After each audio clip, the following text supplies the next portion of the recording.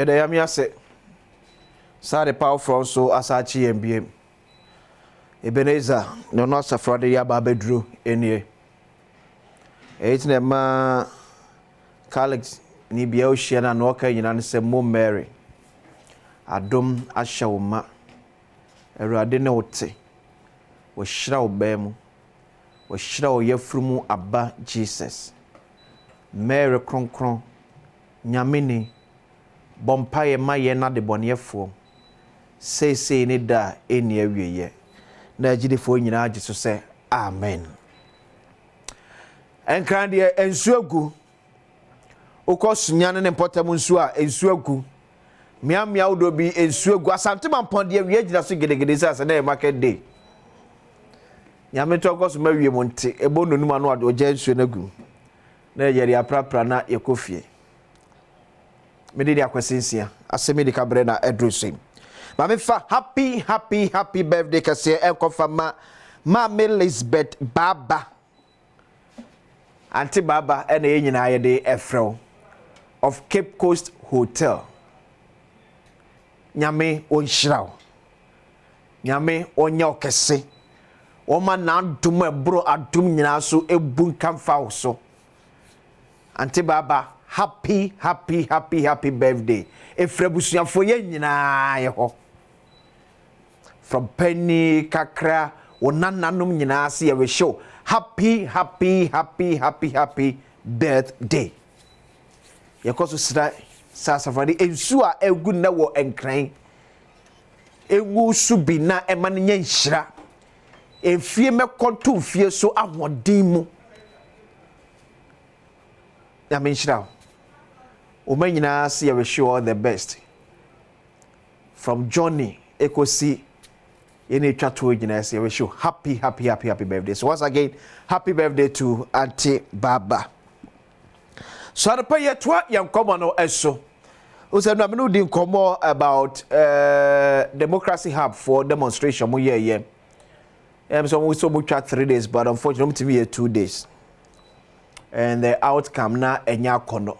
Na nya nika enya dia na o say as oman yes so senam nika e kan no e obia constitutional right ese bibi e koso Ghana na so ani enye ho a ya please for so trinity atwe bia person te se wonko na person na ntikrom en ko hia bambo sabo ye dom na moko mu hia bambo unya notify please for na mu nyina mo gitum mu router eno ano o demonstration asha asiano no but demonstration be nam so biam na kofa o how kase de abre ada omanfo a enka demonstration ho no o mana mamra emfo aso empene so ensem kanye be nam so bi amana akwa wie sese bio ya de adwen bonni bi taache de etu anamo we no o mana mamra emfo aso etitimamfo emfo aso ere no bi frame na o kana akwasi na o kana wanka the purpose of their demonstration they won't can one say minim time I can galamsey one say minim time I can galamsey one say the president himself knows say galamsey a challenge but the first will be a to say a challenge doesn't make say also your demonstration man may challenge to others so ask yourself every night demonstration I can tell say what's easy quite bobo also how comes I hear demonstration with the abu agwakwemu ka ba me videos never chiro and you think say because our content the content here say galamsey ha Ghana so you man so cause another news as for yana no somebody kaka say o mana mamoafo aso ese to sa na mo no yesa ye twetwe penfo adwen bibia ekoso mamu a enyene penfo sa adwen fa free ho. But in the process of achieving that the other person achieving, you don't so cause hardship to others. And where the demonstration? Where the demonstration? Say because who say galamsey koso enye. Mampena by ensuring kasente to one amono. Uwa kwa sa bua begu ka kwemu. So maka anko. Eti yemfo fa wo de so na yen kasa galamsey enye. Enya atwemi ntimi nya sa de no.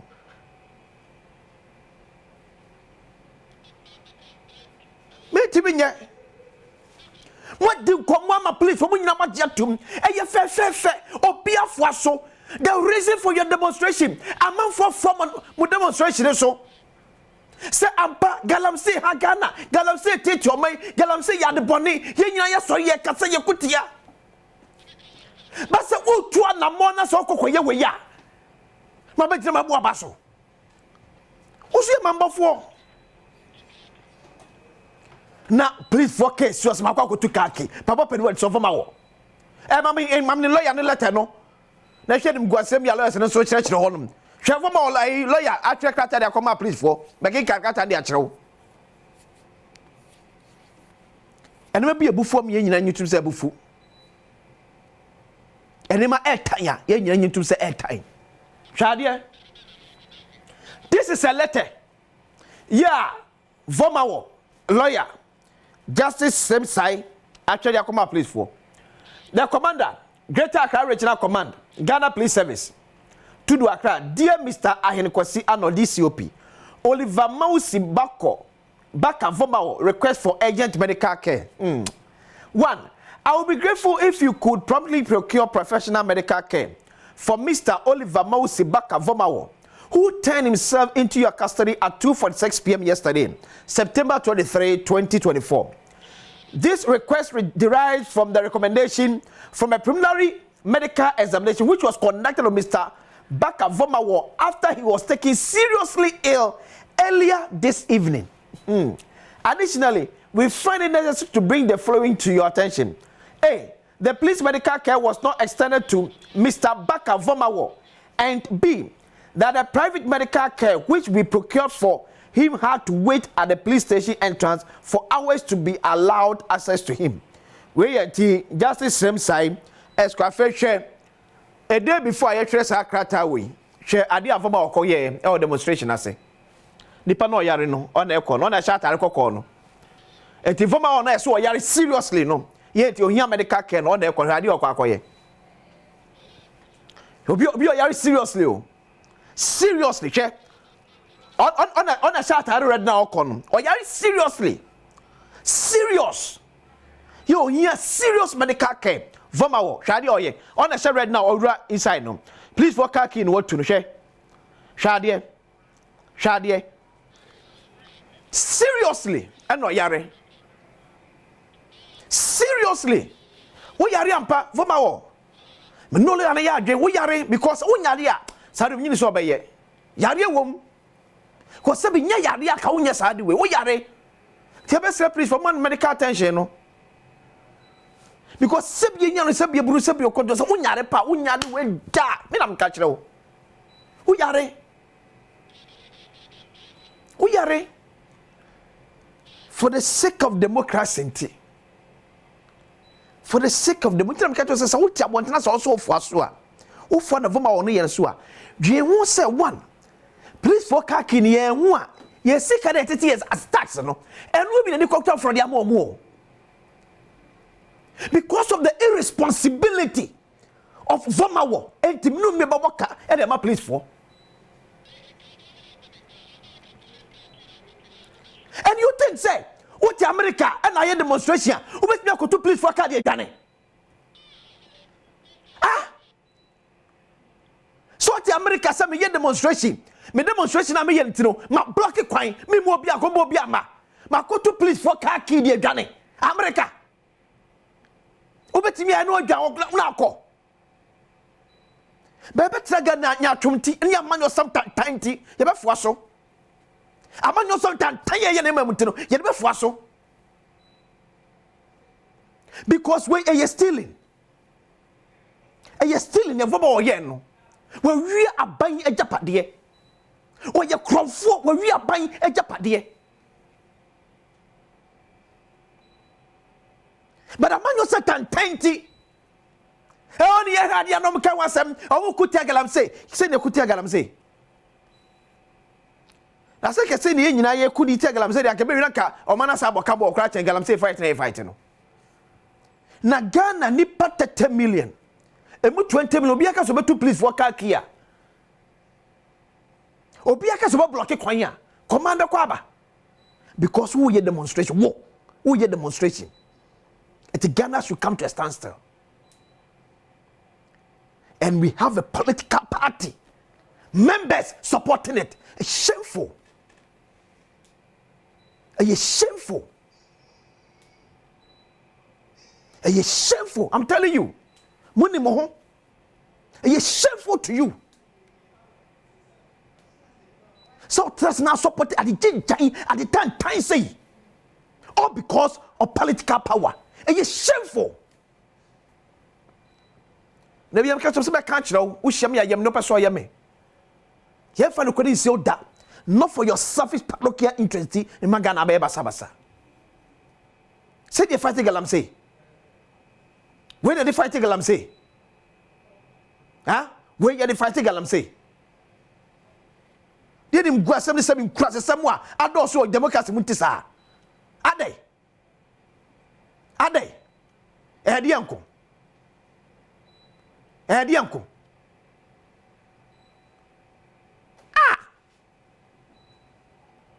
To papa penmu abogi semu dwene. Timirika gidi no kaso obe chesi no. O se wiye che wa na akoye. Obi enu o chesi wo. Obi enu a wo chesi, obi enu wadaje. Also according to Wakasa lawyers, wa do ho koye. Obi enu voma obe chesi wo. Obi a chesi wo. Baba di kaka tell some mo di voma wo chi no. Adwe won tim your cool mentality. So why do you say we yet to support the political party? What about so? Adwe papa ni letrim. So what? So why do you say voma wo? We yet support the political party? Me say adwe papa any letrim. E your cool mentality and odinam. Na manfo di letrim nim. He has a mentality to destabilize this country. Not drink, yeah, then it's no. I drink, yeah, when it's no. Vamawo has a cool mentality. He wants to destabilize Ghana. And if you feel sad, it feeds into your political ambition. It goes on your Sawankasa. Let's use Vamawo to set example. Let Ghanaians know say ultimate taking Ghana for granted. Attorney General, Mama Yenya Brantewesa, he has a cool mentality and son as Sembonia to Ghana. Vamawo. When team Nyadrin Papa, Ghana and take a decision before this guy plunges this country into chaos. Evil mentality. At the fin, and I want him. Tell because a man for the Chino and him. A man for one him, and the Chino, or one him. Now, dear, Mommy, I tell you, say, yeah, now party being supported. No, a bedroom or so, some more dreams, so what the year went, a bedroom or so. Vamawo, any MPP, any Sasabo, he has certain mentality, he has it against Ghana. It's what you also want you to feed your political party interest. And that day, we will hear you out. This is the time for us to condemn it once and for all. He has evil mind at the bunny, and I sent Timuma. I can pop in the team. Follow all his write-ups. Go to Facebook, go to Twitter, follow all his write-ups. And you see where I'm driving to. Yamenke Ensida, see a benny pabone for 7 more. I'm a Ghana abo. Ghana be ye. Ye man a chance to move ye. It just turn this for my culture said, Nana could find more way, sickening in a manasakura, but still they have believed said your mama ba, or bet me and ye, it means a Ghana would dache. Moving that doubt that so my nabo, or my name where a bonk at your mama combat. Say Ghana bonk at your mama combat. And that's all, baby. Yami Adma Friday. Freedom, hashtag media freedom.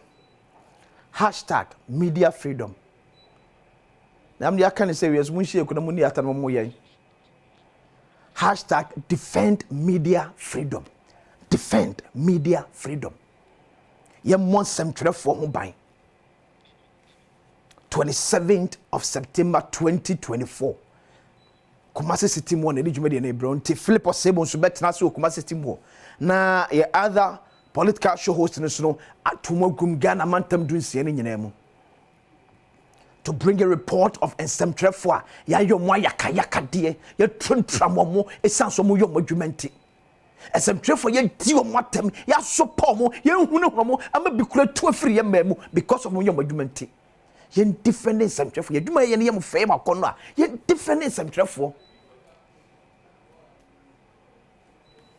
So Friday ya nyina nhia ne nim kombo o Kumasi City mo for #defend media freedom. We CDD and the Danish embassy in Aso Yasna.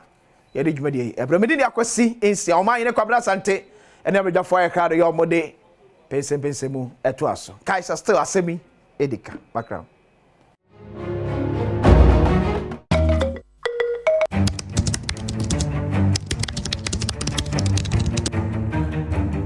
Fear among Quatamaklo, Yaka press freedom and media freedom, Madamitia Senese, Semiens and Training.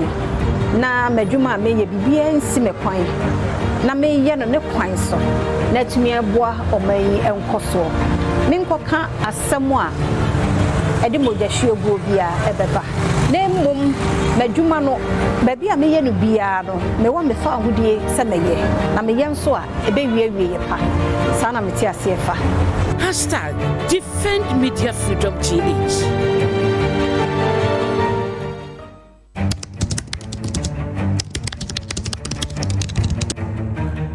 Media fear among Quatamaklo, Yaka press freedom and media freedom, Madamitia Senese, Semiens and Training. Na Meduma may be bien Simequine. Na may yen no quine so. Let me a bois or may and coso. Minkoka as someone. Edimo Jashio Bobia, Ebeba. Name mum, Meduma no, baby, I may yen biano, may one be found with ye, Samaye, Namayan soa, a baby, Sana Mitia Sefa.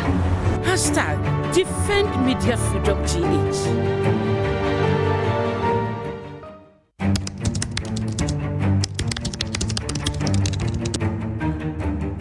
Fear among Quatamaklo, Yaka press freedom. Okay, so if you're Quatamaklo, yeah, that CP is also to do again. Chabre, kama say, #defend media freedom. Akwesi Sianso, Eden Adrian Chadia brain on this matter of democracy hub. Almost so one maintain and something opposed for, and then some every more about Ebebre. So that's it. We have this Ghana, and this is a beautiful country. Yeah, twaso na yedi ehon komo na ekuada September na de toso eduonu enum. We are so grateful say ye na sa kwanya we a menu na ye bedi nkomo na ya pensen sema wodo atodwa odo broadcast na de ekoso o mining bibia da meka say unya sa kwanya na it's a cherished one, it's a beautiful one, and into the meka say mommo ame central for the obo for ban intimi nkoye watamfo da ya bi enya ne kure ye nya am boyefo ye pomane kan koni ni mpuntu even in our line of duty say seem to be bad in share da honum kama esi nyina no itimi efa so embro centroni enya nyoma emma centradwuma no ye huntimi hare yen enya de papa Dr. Kukufu Akwaba Joshua Bru kana he Chairman Kukufu so na DL do to jumeni 27 to 26 Bayview so bako akotane chi Baba na order. Yeah. Yes. That lumba. But not only no yankofa pa o tibidi o tu nyom za no. Oh, nya yankofa na ye nuanom kra. Enuanom And then another champion. Na there were 6 others. Na if we Sabre in East Berlin. Kudru West Berlin and sana Etwemaba West Germany proper. Okay. Etra Braunschweig kakra. Sana Wolfsburg, maybe a VW no. If you only a co-crew be a friend Osnabrück. Ni na oni omo na etwifa so sa. Yes, now Osnabrück and sana ebe call Offelgoni. Ofegoni a crew between Odinburgh and Bremen. Now to Germany Jeza. Bremen ne Odinburgh mfimfini na Ofegoni wo. What to Germany Jeza? It is at a moment on Dutch marks no. Yeah, Dutch marks. Now 1,000 Dutch mark na kokrebi da so next why say what. Yeah. Inti ansa na abaye adwuma o Germany obinya 1,000 Dutch marks. Na wabu achacha to say papa. So abri. Oh, Chema Gogovu. Na me meti fu achi ana pe. Inti Ofegoni ho ana of course no mu music ni ade but ho no nyame ko share no ani nyam. Inti first music yaka continue. Yaka continue. Na mekai vividly sabre no mu anso na unification na ba no. Okay. East no west and west. Above, yes. Inti you fear ho no the next house na almost brand new houses ama East German for na aba no. So they were happy. Inti yaka continue. Chairman Kukufu say, Yaka continue. Oh wow, that Lumba in advance. Yeah. Happy birthday. Go and join Lumba. Bayview. Atomic on na what me I support in the cause. It's a legend. Yeah. A legend, a living legend. Yeah, he can't and take indeed, it away. You can't take it away. Mekai was it 2009 and now 2010 more. Na mene Sabreno candidate flag bearer na na do da kwakufu na was me fa me enko Lumba o. Sabreno at Tantra Hill. Tini coaches Kifusuo. Na Nana ne all of us interact, you know. Charles surprisingly or had a good year so. And not that Kufuad. A honor or born no man. Oh, Nana is a winner. He knows me. Oh, knows me. And so beside say ye political music be beba dia abi twam dia Ibinyamai. Adinyama. Nana is a winner. Enti bra transfer say you know man Dr. Mahmoud Bawumia and it say Bawumia is a winner. I want to meno was it meno din komo o era and nana era. But Bawumia is a winner here. Another era for the year say. Oh yeah be rem. In fact, I can't bear so me no. There's a belief that we need to reset. There's a belief that we need to reset. Who can reset Nana is a winner? Who upgrade the Bawumia is a winner? What do you say? It is just here. Munyuma my but my mem cheerful. The matter for action no pay. Na abra batro sunsan so abebe. Ye be kwa batro fi. Me no wa pam. Wo me lawyer Evans Gary Nimako. Director legal of New Patriotic Party, chairman of National Lottery Authority. Let me answer. It's higher the declaration. Come on, your declaration. Yes, your declaration. But higher the Bobo Comono. Oh, you say, yeah, they say, would be at Oh, yes. The kind of pa. The poor baby come. Yeah. Brian TRC, you won't quaint. See the Asada, and no pay is a cabit yama. Ya can we are Psalm 121. Psalm 121. Verse 1 to 8. Psalm 121, 1 to 8. 1 to 8. Na me pedicino. Oh, I'm pedu. King country in my intent. King country in my Psalm 121. Verse 1 to 8.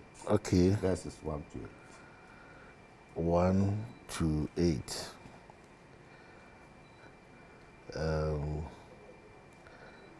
Abaduka tree version and now the Gumba so say the Lord is thy keeper. The Lord is thy shade upon thy right hand. The sun shall not smite thee by day, nor the moon by night. The Lord shall preserve thee from all evil. He shall preserve thy soul. And 121. 121. One. Begin with the one. One. Okay, let me go one. A song of ascents. Okay. 121. A song of ascents. 121.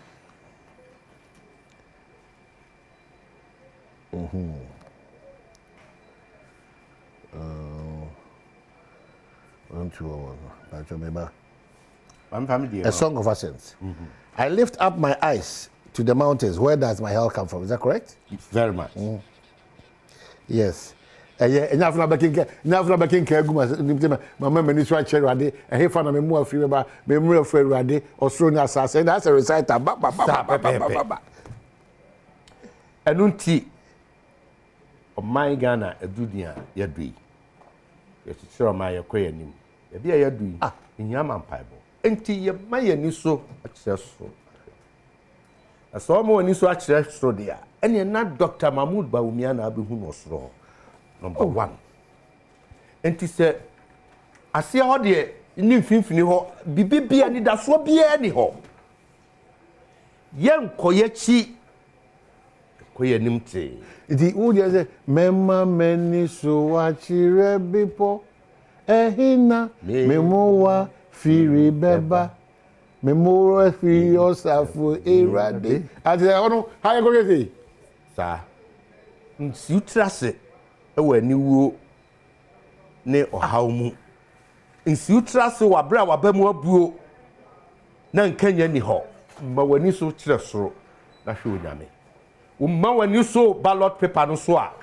ubehu Dr. Mahmoud Bawumia ubehu New Patriotic Party ashenso bi ubehu osono kokroko eho ananidaso eho no onyame de anidaso nyina kwakohye amaye sabre a oman ye hwehwe kuta ye na ye kwa batos nti asem ne tietia onyame asem a sie mfa mre ma no pay wow njeze utimpon lawyer mayo wow utimi pon kwa mra obia nka ohwe because man na obeka kwa we lawyer on transfer the baby no be because asema obeka wo se odimi kosi baby crowd 1211 no ti minimi say e be di inko because for the wasa yira ma chira kwa kra kosi baby crowd member be so akire be po koyesi a wani su bebri se usu trase a eye crest falling usu trase so kohwe mfimfini form ho baby bia wabamu abu baby ano so ye pensa ye pen Kenya ye pen anidaso ye pa hotoso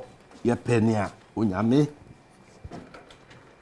ye pa hotoso ye pedi onyame na nkasa wahihye na ode beboa ne man ene na manfo I see na sa matie fo achi omampani wo amano New York also we na baso body bi o when him say sabre mu ne the last United Nations Assembly akwantu obetuo ene ne dwumadi obedi the friend Wunga the last days na ya na kai me bibi 2000 the year 2000 September 18th GBC for about clip no the late and the former president J.J. Rawlings oko the last ungasa ya maame kuna judge my Rawlings mama mwachia no pay na okantaraje no na omu free United Nations seba no osi wo Scotland na Scottish Parliament eyen hihye ma na obekasa e wo Scotland actually Scottish Parliament here Sabre na me a student leader, faculty president, Faculty of Renewable Natural Resources, KUST. International Forestry Student Symposium. I represent Ghana. I University of Edinburgh for 3 weeks. I was invited to the Scottish Parliament. Na me kono na me se Kaliku atade na Ghana kenti ewano. Enya bebia mfama nkotina se parliamentarians no. Ah o ma brofo ma hihye suit. Na black boy team na ose Kaliku. Wow. Eti President Rawlings ne entourage no wo podium na ni mo sa tutu ani a. Who say we Ghana ni this. Ghana ni bitim wo abeme. Na on hihye suit.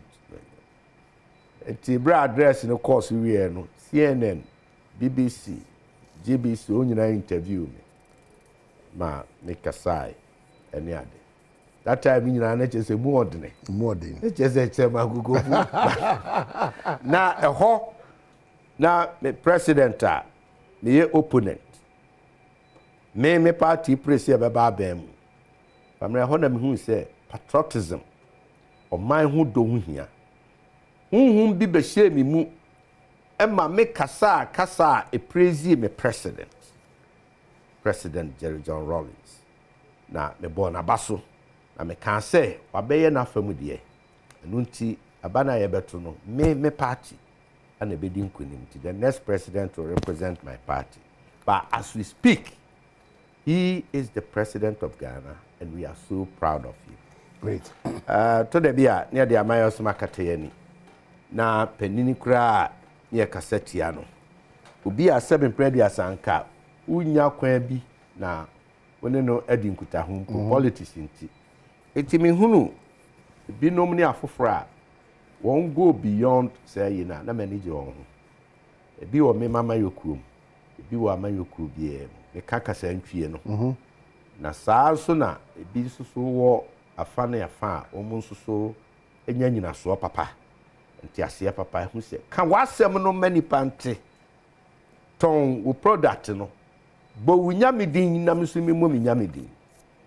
Na kopem se me flag bearer Dr. Mahmoud Bawumia.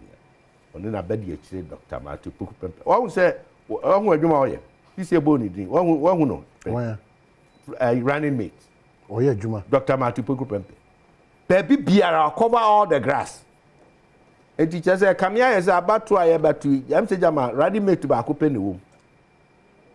What does that mean? Political party biara running mate cannot match Dr. Matu Pukupempe. Grounds our ne form ni adwuma oye nchichiremu a oye. Teacher said, running mate today, I'm saying but say your strategy is not other political parties' strategy. Until I make a strategy, say in my strategy, no, running mate ye back. Okay, so me that's it. Amen.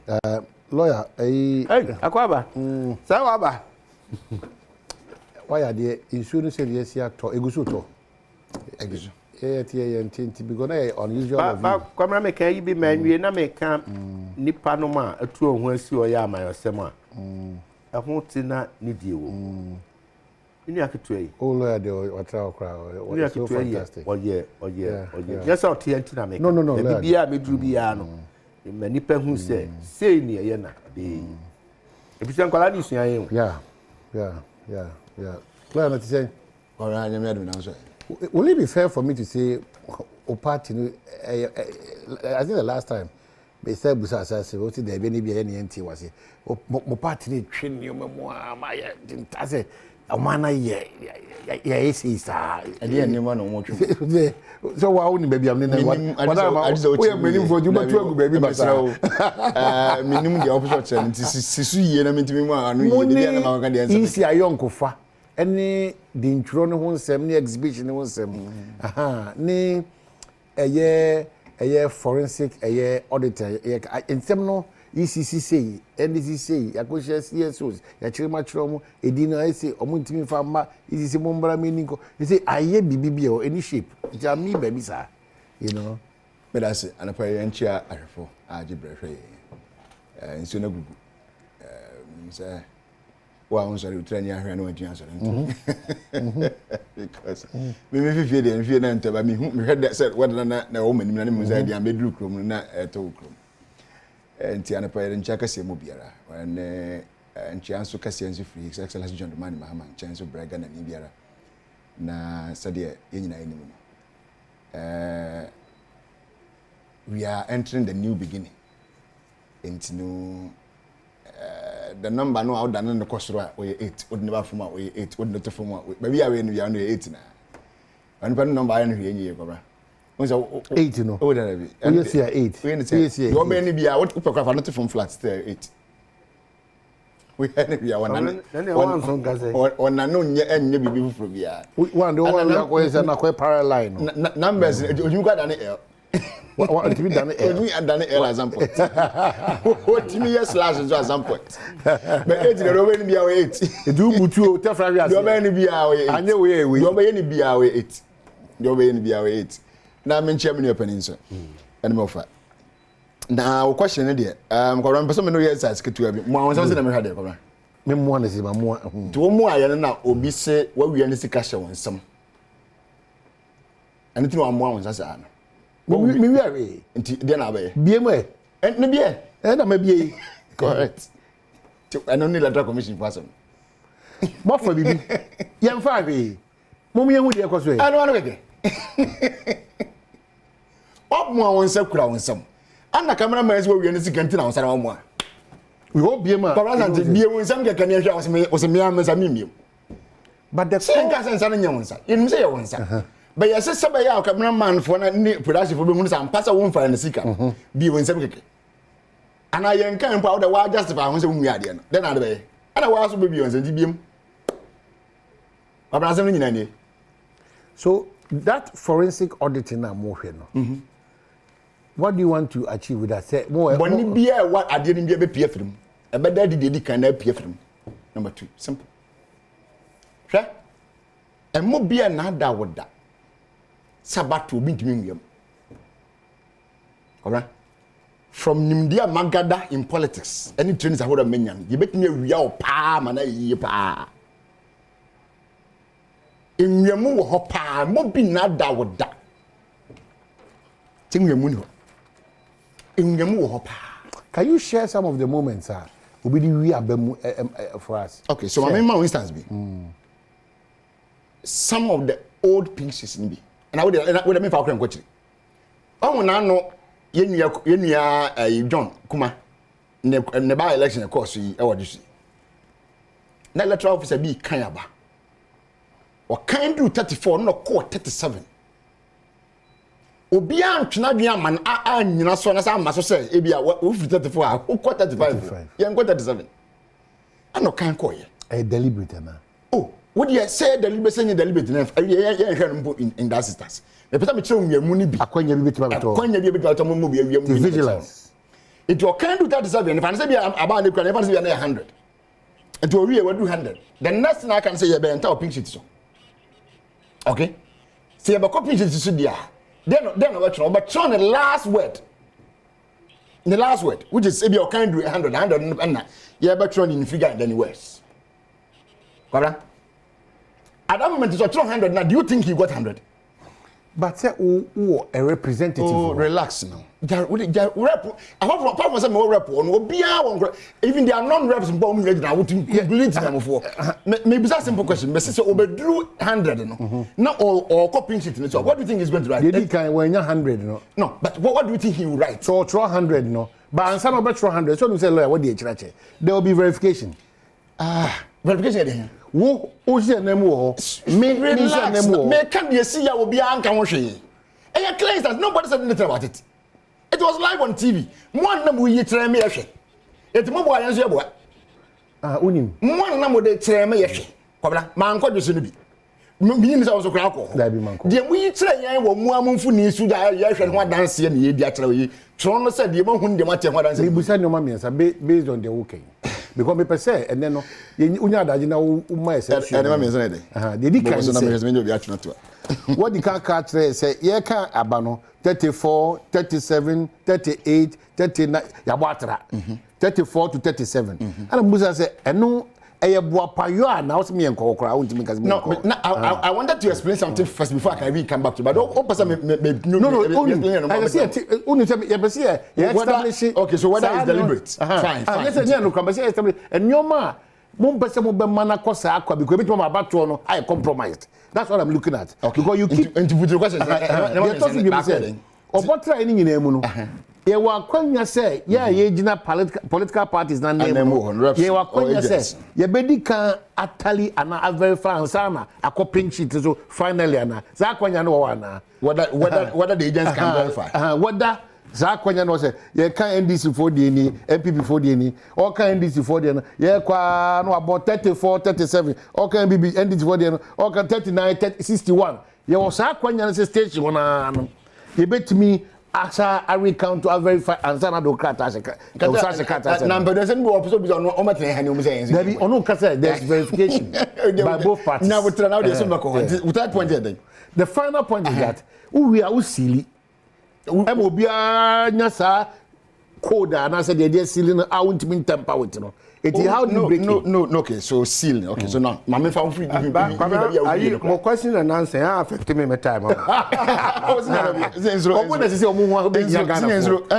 As I say, you're too massive. Yeah, I knew the meme war. No, senior, you're massive. We didn't new patriotic party.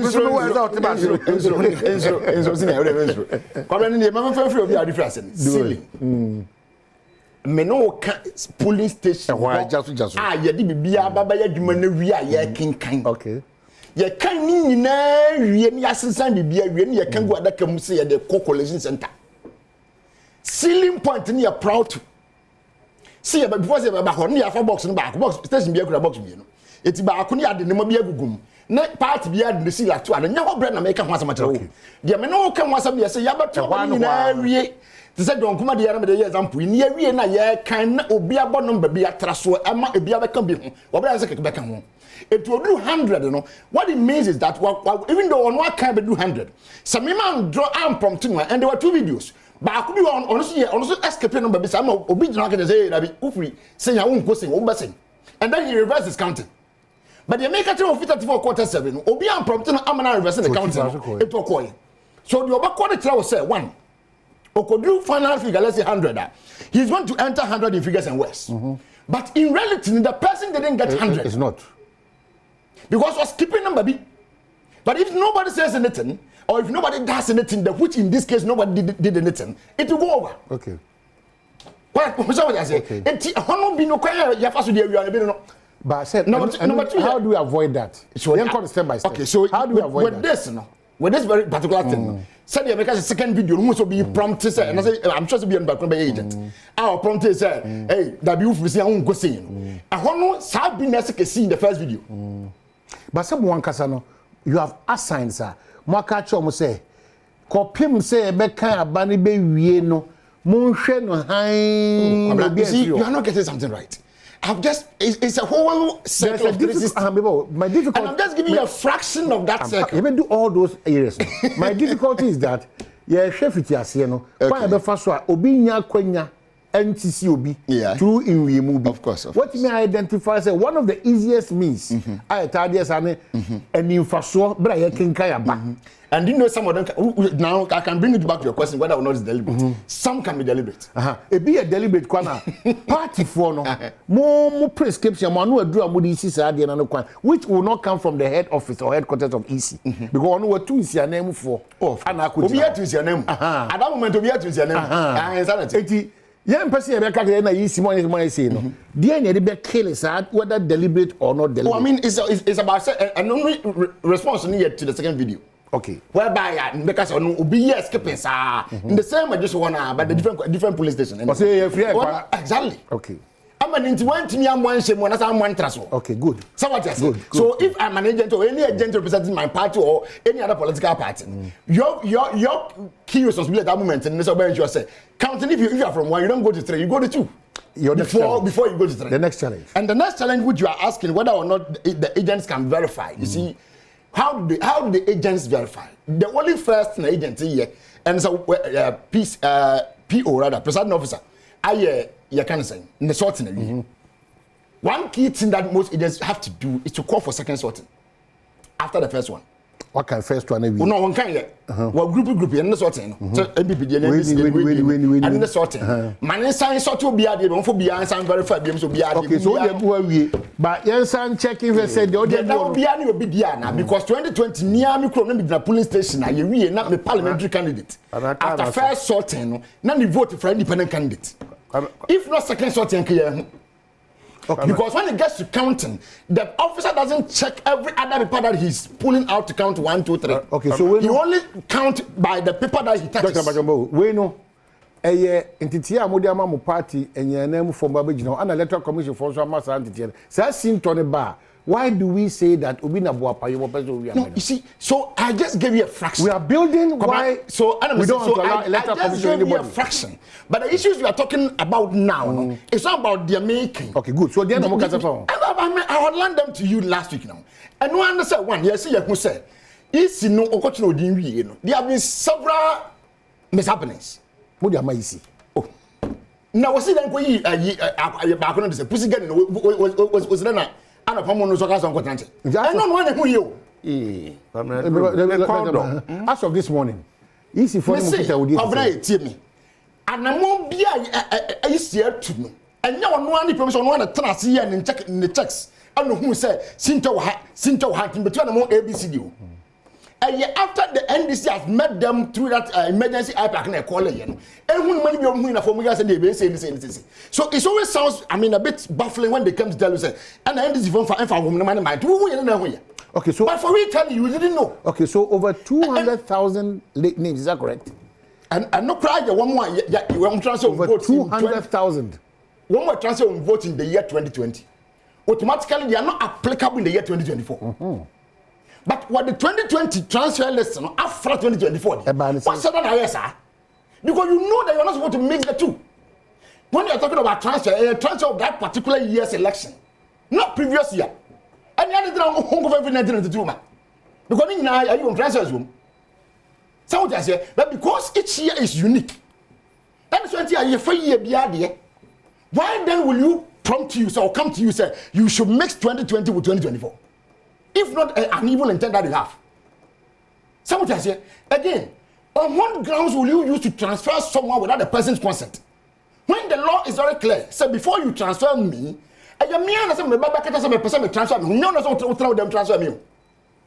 And you mean as a nantiba, the Madi card a bachelor, what my crata and as a form, so my fairness as one of either way.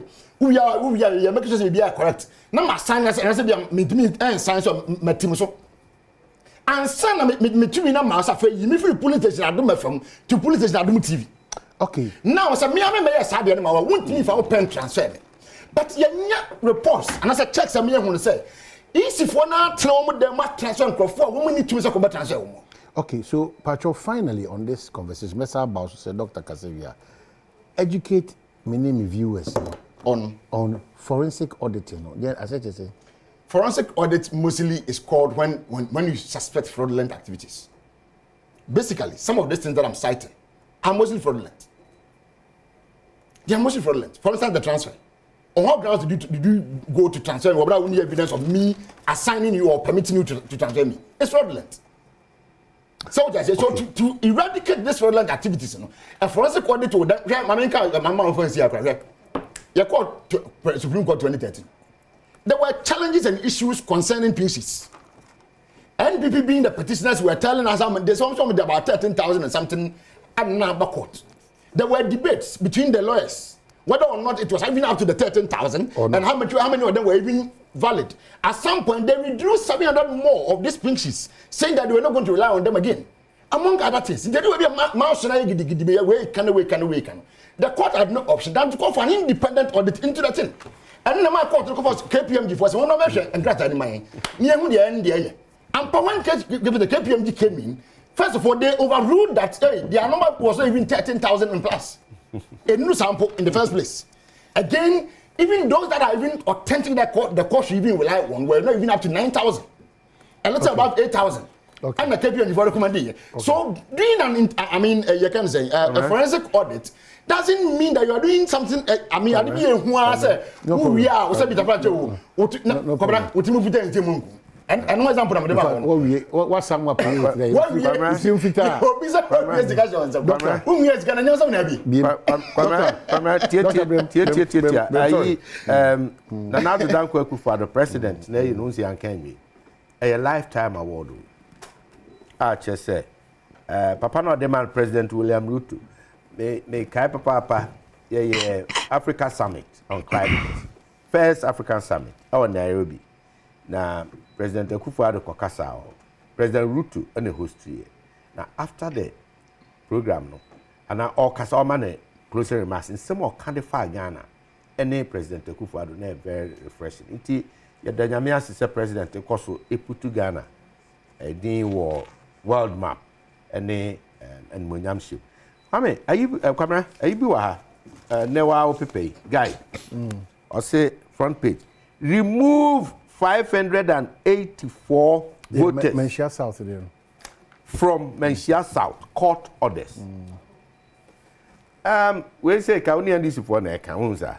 And Kayadan yes but a electoral process send your own pese voter register no a year clean a year come on sana nyina all political parties unless political party are prepare yen ya prepare maybe be prepare chair or kasa yibi hu ye what is the essence of exhibition provision let me kasa ma electoral commission but ya me about o minimu papa where who so be esu say no kasa say ni ade na anu de odi wi abamu mrebe no ehun saa de ne yatua gabi meba o ade doctor what di mu ache o kwamra abato animu so o tena ho acha hunu kona Mantemu, you fa no si apetition ba, fa no si. Na da kro beba na block nyina. Bozo homete. You were talk of quite tintin. Hoso fa ni ba be hu. Tu kokra. Sa. Enti be de bebrebe. Kasa bebrebe e wo de wo. Me say the same asma wo mo ka no. Ye new patriotic party. Ye nsusu ye exhibition ye fi ye ni han fe ye mu ba ko. Menshi asaw. Okay, can I say new patriotic party ye hunu ye no ye de koma yisi say yisi ye hunu saa de we wa nipa bi ya transfer wo mu aba ye register no so 587 or so ye nyim tumu say wo mu wo ye ha yen person iso yisi so okay ye ho adwuma meye then ye ma so ne ye de court ye koduru court na ekirechire mu na saa nipa na omu din wo so nya court se mumra na mayi mu ho ano na mu nya sa ampampa mu wo register we so ana saa bonu bobesi sabre court se now isi yi sankrofo ni nyina afrim court order we lawyer be kan che say mandamus order of mandamus just me show say ye enti isi has no option okoye we afrim. Now, dear NDC worker, almost so the same procedure na ye di ko hunu bi wo baby a ye correct say ye ko yisi na efisi enya ne tentem ni akokoto no akoye no almost wo the same or how ne bi you say mo how no mo famra na lawyer say kase na munimu a de na ye minimum pa wo ni affected person yes sir na so okokota ayi judge ne wan ayi unsem ne wade nyina ya chiregu krata so na so ye ma akwan ma obonkuro watch okay enti mo famra mo de ba ye ntena se na audit na mo kan a process na na ya shase ye nye audit ne you are calling for forensic audit I say o kan simple as you mia unsem na uya I know there titi simple be any we are dealing with a system a electronic a cyber na anu ya ene da be na ya wo ene ne na otwi mienu a ene ekuada ya efia da ebe na otwi mienu pepepa me ne memfafo wie degree program bi LLM University of Ghana Lagos National Security Law and Practice na sa course no wo ya your course ba ko be a friend is cyber security. Enti de ye nam mframamu ni awiemu ni ade a ye ko a ye ba ni electronic ayi ni ade nyina no ebinum nso wo a wo mu wo kwan a wo mu timi hack into ye bebo awura ade nkrofo mo awura nkrofo WhatsApp ne amu de bia bebo awura no de bedin semone no de be ya de bia ensem fata enunti the framers of the constitution they hunu ekọ kan se de biara da sabre ni isi ye du dwumade bia de ensa na kenkan ne adwene ne ade nya sa ye butu emre bi beba won adwuma ye no ebehia se ensese obi biara firi abonten be wura mu nsise bia wo mu ye ene ade enunti constitution no protect electoral commission the adwuma ye against third party intrusion. Enunti former president Mahama abro di president no consistently and persistently okay Ghana for the biara independence of the EC o kire na dwene kire say EC o ye na dwuma na wuni a wonte ase a bomandene na kɔ ho na ono nenka na wunni kwan say ukobbo wura EC ni dwumadiem e biara na oka o say EC eye independent now say ni aminu anu mo kan forensic auditing. Auditing is different from forensic auditing. Auditing, the process is ongoing. And the omo be different as no sir. So we have forensic auditing there. Any na unkuku no nkaka ne we mre bo ne wa de nyina ne ade. In this case, cyber security is at risk. If you don't know, cyber security is at risk. And until we person compromise electoral commission for processing no ma dia na. Any day. Now, the last resort. Go to court. This is court order. Only court can order EC. Say onyania. Osusu say SSOye. Me no IPAC. DNB be between the nkomo EC we wanye okay. I say okay. I still am me feel say me bonyo so. I run to you, Kona, the court. I say Papa court. Asma me ni EC kano. Kotiame into Mr. Okabi Mam. Send me a new patriotic party at Mensia South. Mensia South on so ye running mate constituency or honor MP. Dr. Matupoku Pempe, or no ye MP or CCA. Just say, only na be your name who could be vice president. The constituency and a Montia tree. Empty say, or how ba now pen or assume the NDC for how to beat me. I solved through the exhibition and then the court matters. Nana. No problem. No problem. Never be the back. I don't to solve a bronco docronco. Debbie, but I want to say, a bronco docronco. The sending I don't work on. NDC for how would you to join who did to illegal transfers? You say, way, you was so exhibition. A bit me. Eyi say how in every. Meba, my man sounds simple. Exhibition no to identify. It's internal. It's internal. It's exhibition no. No be no ma ye no. No be na mensia south to aye. Okay, we identify how do you remedy it? Who remedy uko yi si ho no aka chen say mahu sintowe. Enti bomodina na yi won free mu ma me. You see catch out say madam fo you have one resort. You resort to the court of law. The court of law would then determine whether or not request say SSR or say easy money. That is where mandamus comes in. And share court will show on your own no sio moto.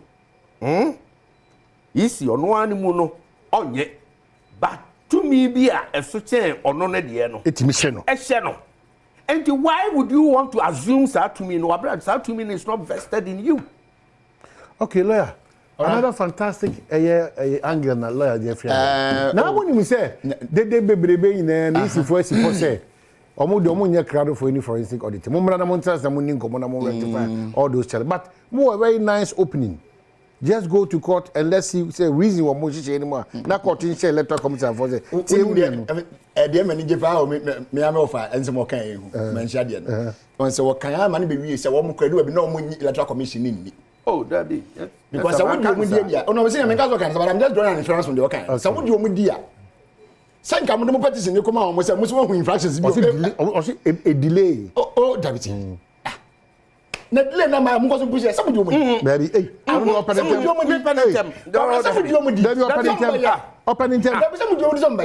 commissioner Juma e so mo ye but so hwe ani ma cha na eche o woni ma da say akwanya now would you mo di so mbaye in fact that's their responsibility say so mo ye but o mo ye ya no nche say me wa akwanya me ntu akwanya the key responsibility ni mpo ni say and say o mo ye mfom so oh they am na kai we no dey enya possible oh no you are dealing with 80 million people on the register I know United States of America suffered this Baba enyin ntomo da tieni enyin ntomo da se being an electoral commission ne kura no bo muduma DNS such a way say I mean what the foreign institution me ba so mail the thing be hu nyema mu a won name no already they are even selling your data. Electoral commission they are selling your data that they have to people and taking money. How is that possible? Say your nwa me too much to see. I'm giving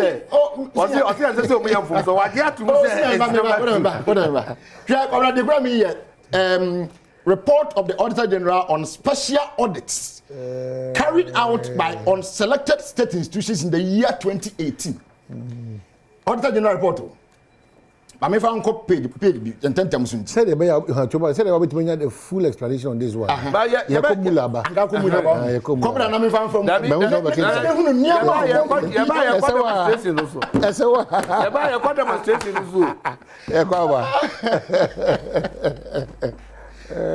Well, as I'm back here, the next 10 minutes or 15 minutes there, that was also a Jibragusu na 08 years. So, thank you so much. Dr. Lawyer Nana Kokofu, Dr. Lawyer Chairman Nana Kokofu, Honorable. What kind of lawyer? I said Dr. Lawyer Chairman Nana Honorable Kokofu. Maybe. What if I can't on that square? Offer. Kokofu. Any point?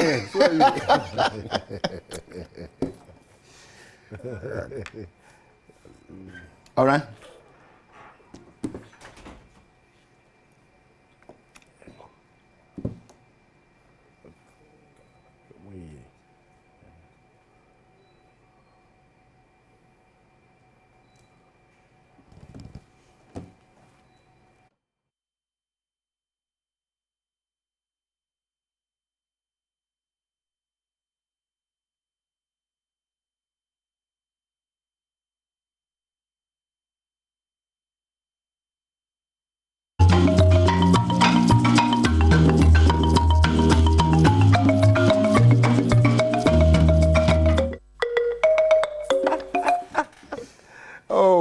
Yeah, back. Yeah, I was say, or bleed be edu enuma e era page you no app.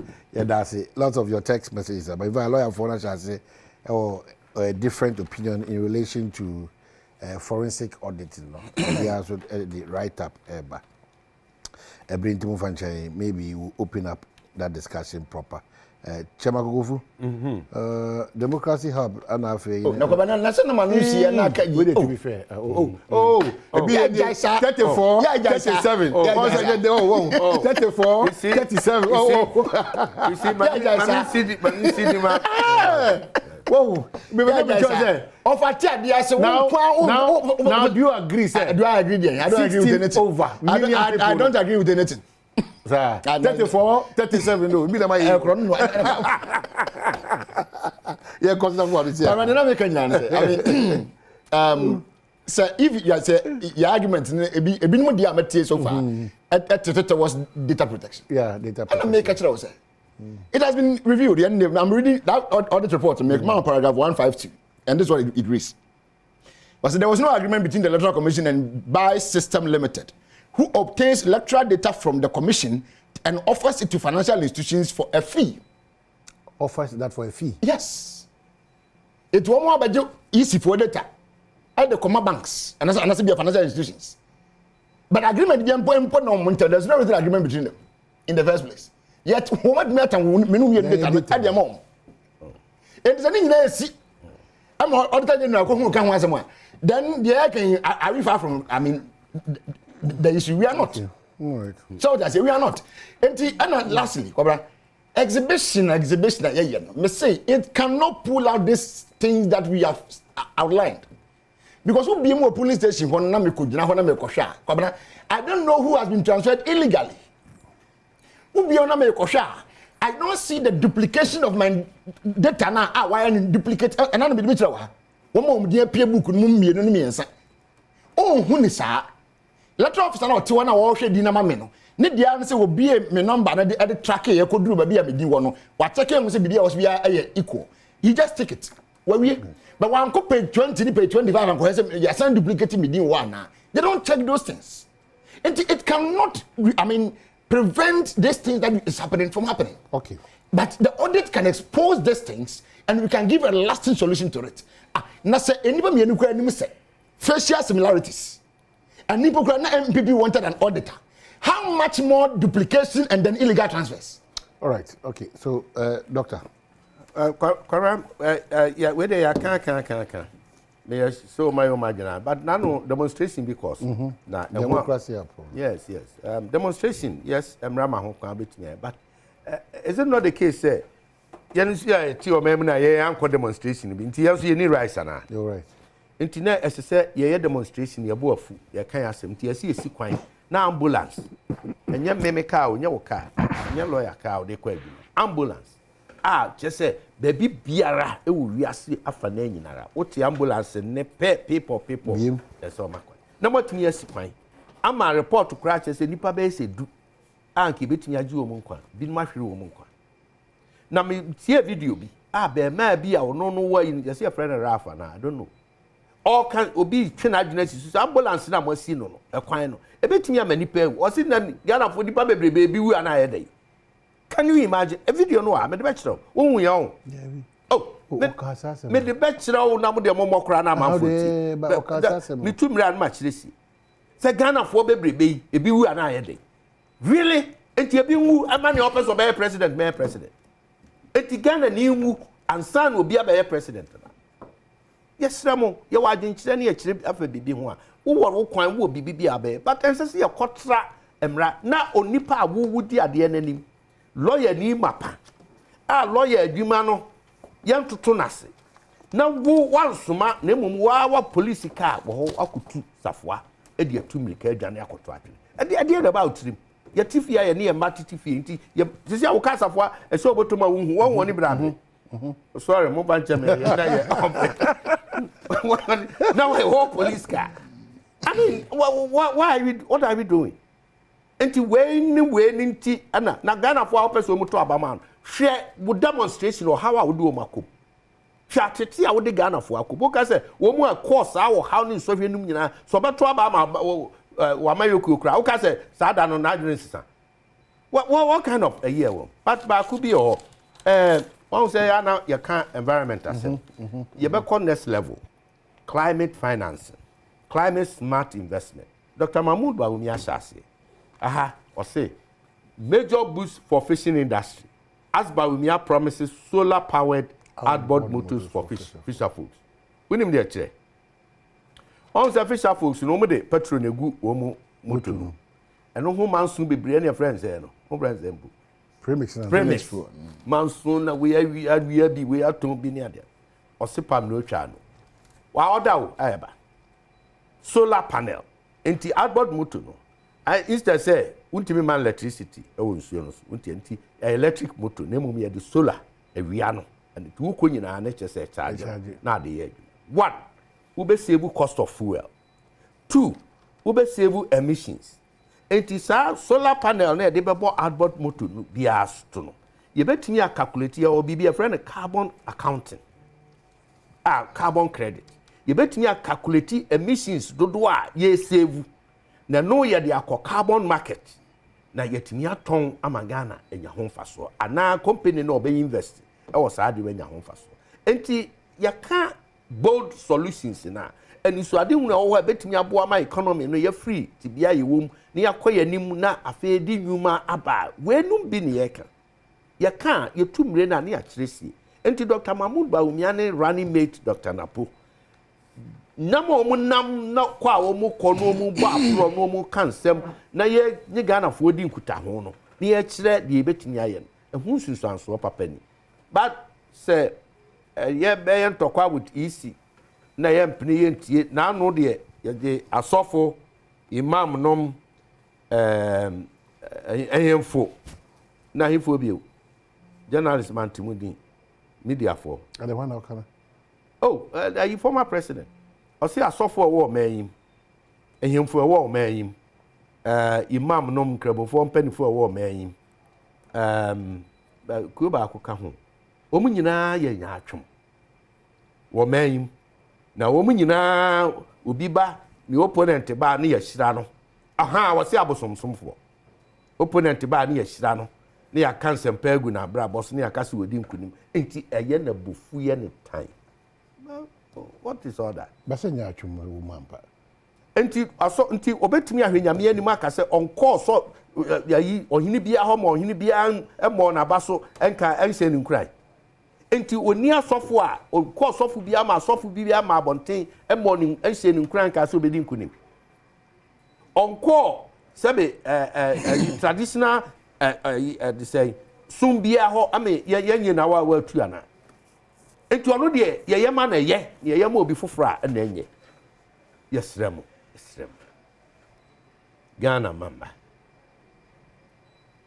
ya pamocheo o mine ye chichire Ghana nye political party bia dia enye me MPP ana enye owura NDC nye emu bia dia yemfa Ghana ma obia so onye adwuma nte kamfa ana duru ba bia wo se matua bi na aka bi na me ba ti asoso na ma befa ye man no ye nyina ye man enne na duru me no so ne ye bie na nanoma ye biko enu nti nchirima ho adwene ne adwene enu nti na yakofa Dr. Mahmoud Bawumia vice president dina base emre adu se ye be ma ne tumi na ye be so na hwe se omampani efi se ya so bi no ma hwe asamampanifo ya ma won tumi won aso afena mo sai omu the budget statements are parliament amiaji atum under their name won throw manifestos ahodo ama ondini wo so apama omu ni Ghana for call the social contract.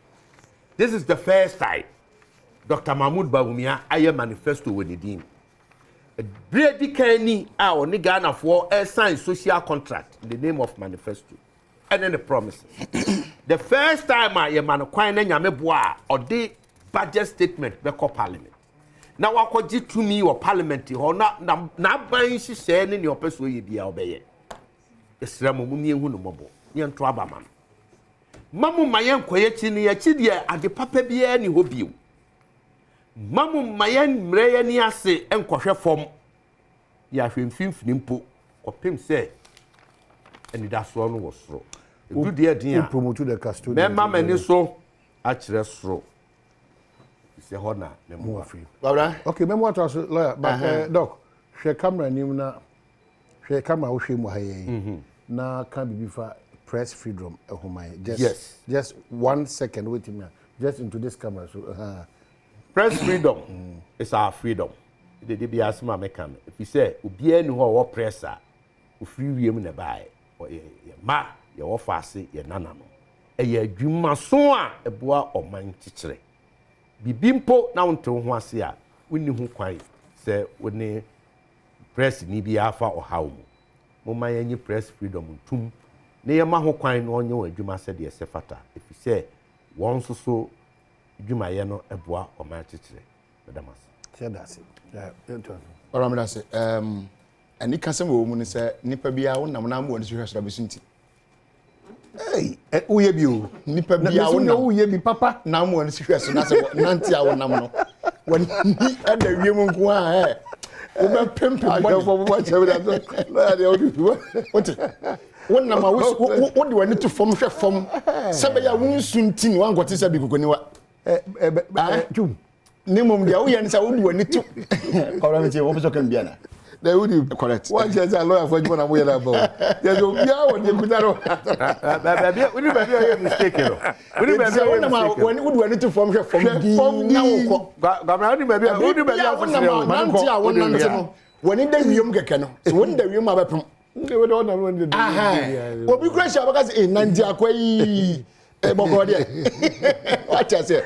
But you know gamra what not to another can say. E bra no so a inside the strongest number 8 wodia media man no dachi enu ntira number 8 number John Dramani Mahama na chi na nim na benkum nifa obi ani ho enhwe ba bia just focus on him and give it to him no ma sumpa sumu abenya hoto osumu abenya nigye osumu abenya reshemu wo mu enya sum bia keke bakabra me no asi no ma me nkyere mu se police for nchi NDC protesters. The delegate necessarily force reportage. We will not be entertaining this. NDC protesters. Delegate, no. We will not be entertaining this force reportage. What the man said, anytime you want to tilt and scheme.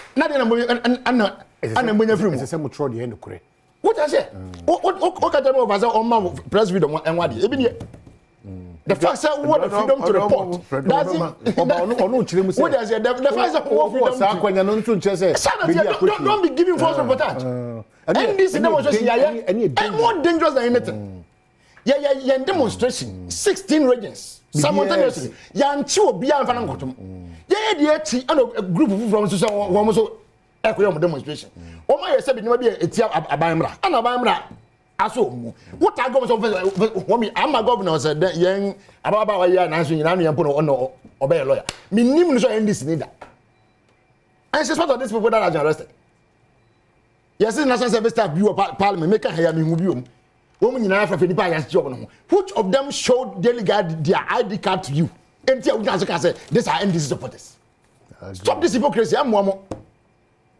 all right but ni nyina na make can say the fact said there's me can who had the right to demonstrate me say my right to either follow you or not to follow you or to sit and watch whichever way so what I say but your right should not override my own equal what the amount media so me the amount media so 50 obi ade 50 obi ade need mu say na make say 50 obi ade 50 me nya 49.9 and I 50 and I nya 45.5 na 50 obi ade 50 so 50 obi ade 50 nti the oil demonstration 50 cameraman we na wan ko bi 50 wow who call report as a media person we 50 obi we are equal and I said the rights are equal so what I say and even the policemen protecting you the same right that you have they also have it too. The only difference at that moment you're no crowd bomb exactly they have the same right as you okay but the challenge is that sometimes you remember when NDC was doing our demonstration the leadership in all the regions were ensuring say hey we will do as the law permits and not what is illegal it region BM party ni enimu for MP se come regions near that nyina hwe say ye be wie no na ya ye de mra ne ka ne mum enya de foforo bia ampampa ne se ye hwe nkran same jamfi ne de tomane bo man we said the way they were as wo mu babi no wanda babi kwa me same obi moto bi na here na trant to say bo ma kwanim akoma na so bi na wo mu edi kan anko bibia ensom ye we did all these things because we are law abiding citizens and a political party so that say enti say ye de nyina awie no bi be ne de ya yen ntia but de omuni video ba kwa me hu ya na yenuan sorry Oliver what two police vehicle be Safwa 2 issues na me was I don't know first of all the na police van go to say can na because never be na can sin si lord kwamu na onya grounds person it's na only intelligence police for the scooter okay but what I heard was that vehicle was containing their water yes one concern 3 days I was out of the region but my son follow you but I'm told some that it 2 or 3 days and nobody no saying 3 days 3 days good so they had their own water and their food and other things in that van and they wanted to tow it from there. I think that was where the misunderstanding came from. But I think sometimes the police should also find different modus of attending to issues via escalating. Yebesro. Aduma no wo ye chene na unim de wo ho no so ekosoro. Enye da bia na say made no ye the forceful way. Let's also look for an alternate way to get the same thing addressed but not through a medium turn into something else. And here my advice to them. But on the other hand also to the protesters and so. It is absolutely very wrong for you to go and take a police car's key. Now, you just want to said transform my beside was a be and to add to you. Enjoy it. All right. No, you treat him with case club. What does it? No, you don't treat him with that case club. Case club. Maybe enjoy it. If you say, and answer boy not channel, but you answer. If you say, I say anything, submit police service in one is me amadi be minimum say, me 2 years and me was a police car must be brother.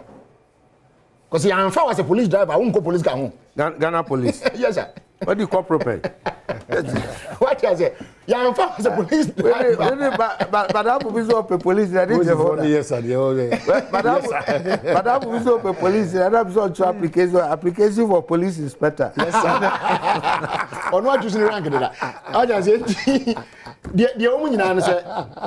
Sir, obey demonstration. Oh my goodness. Name no demonstration. You know, man, fast and 20 been found. All right. Having gone to block 37 military hospital entrance.